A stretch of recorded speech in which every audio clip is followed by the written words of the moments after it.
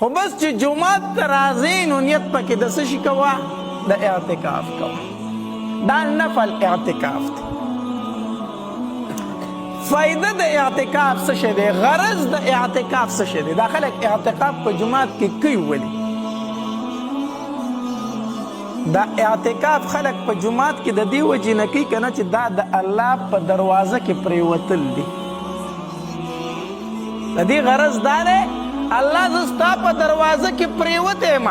ستا د دروازې نه به تر هغې پورې نه ځمه تر څو چې دې زما دا کارونه کړي نه دي الله تر څو چې دې بخلی نه یم که نه نو زه ستا د دروازې نه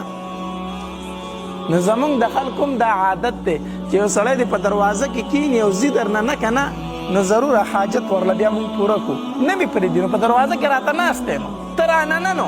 ضرور به ورله دا کار کوم مجبورۍ نه وله کوم اعتکاف کوونکی هم د الله په دروازه پرېوتی دی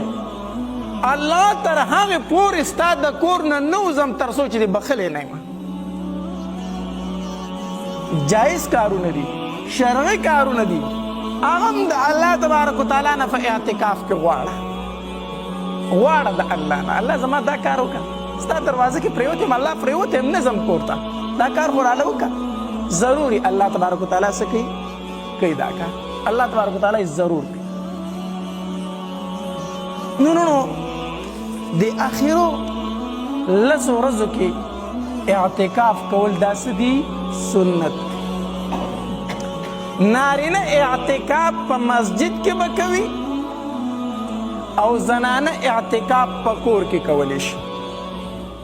په کور کې کو د مانځه دپاره جدا ځای رخ کړی په هغې ځای کې د اعتکاف ته زنانه کښېني کو د مانځه دپاره جدا ځای نه رخ کړی د کوټې په یو ګوټ کې دې په اعتکاف کې کښېني نو نارینهو دپاره اعتکاف په جومات کې ضرور دی او ښځې د اعتکاف په څه کې کوي په کور کې کوي هغې ته بیا ډېره اسانه ده د کور کار متعلق خو هم جنکو ته کولی شي چې دا وکړئ دا وکړئ دا شان د کور کار پکې هم کولی شي په کومه کوټه کې چې ناسته د څوک ورته شی راوړي چې یاره دا سبزي ده دا راته وړه کړه یا دا وکړه دا وکړه دا پکې هم کولی شي اعتکاف یې نه خرابېږي نو زنانه د اعتکاف د کور کې وکړي په کوټه کې دننه او نارینه به اعتکاف کوي په څه کې په جومات کې لسو ورځو کې اعتکاف کول دا څه دي سنت نارینه اعتکاف په مسجد کې به کوي او زنانه اعتکاف په کور کې کولی شي په کور کې کو د مانځه دپاره جدا ځای رخ کړی په هغې